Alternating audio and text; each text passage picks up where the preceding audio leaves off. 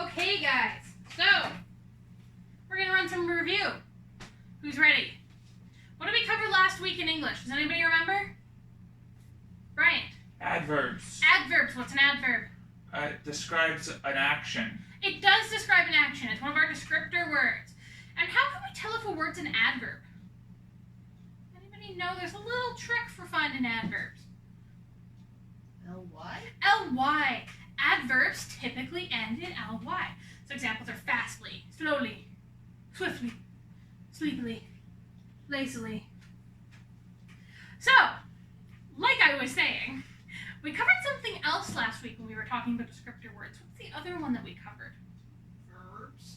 Oh, verbs are something that gets described by an adverb. Because verbs are our action words. But there's something else that we can describe. It's a people, a place, or a thing. Nouns. A noun. And what do we call the describing words that are a noun? Verbs. Adnoun. Close. Adnoun. I mean, logical if it's an adverb. Good thought, Kevin. It's called an adjective. And adjectives are our descriptor words for nouns. So they're words like black hair, purple cat, green unicorn, orange sky. But come to think of it, I don't think the sky's orange, is it? No. No. It's when the sun's setting. When the sun's setting, it can be. So, adjectives are our words that describe nouns. And sometimes we use adverbs to describe adjectives, which is kind of a silly thing when you think about it. So we're not going to go into that too much. But there are lots of rules when we surround those guys.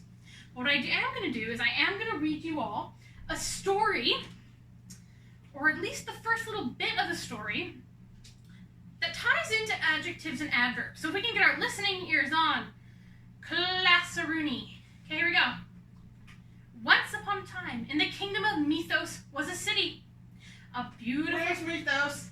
It's not a real place. It's a make-believe place. This is a fairy tale. Oh. Yeah. A beautiful city whose tall buildings glinted white. The city was Backramount. The king of Mythos was kind, and the people of his realm led happy lives. But the people of Backramount were superstitious people who believed in fairy tales, such as witches and goblins and ghosts. None had ever seen them, but that was not to say that they weren't out there.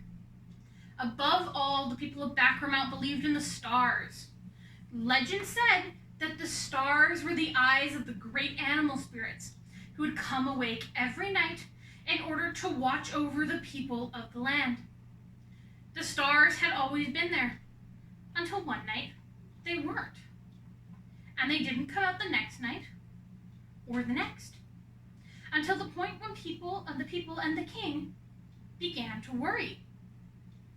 The king promised the greatest treasures in the land to whomever could find who or what had taken the stars from their place in the sky. But I have a question for you. Do you guys think that you could tell the story? You guys could help find the stars? They're up there. Well, in our world they are, but in the story they're missing. So do you guys think it'd be kind of cool if we were in the story?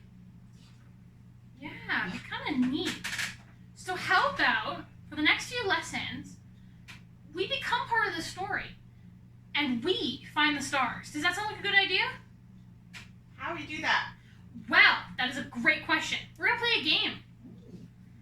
I know, but it's kind of a special game, because this is a special game where we're storytelling during the game. And what is it called when we tell stories by talking, not by reading or writing? Storytelling. Storytelling. Yeah, when I read you a story, it's storytelling. But there's another name for it. And if you guys don't know this name, that's okay. It's a hard one. Use your voice? Yeah, it's using your voice, and it's called oral traditional storytelling. These are stories that you tell with your mouth. They're not written down anywhere, but we are going to take whatever story we come up with, and we are going to write it down, and we're going to share it with everybody else. Because this is even cooler, guys. We're going to be working in different groups, and every group's story is going to be different.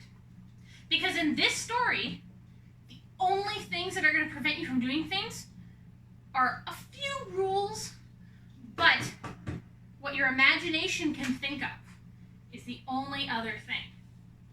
So, what we're going to do is we're all going to grab our writing instruments.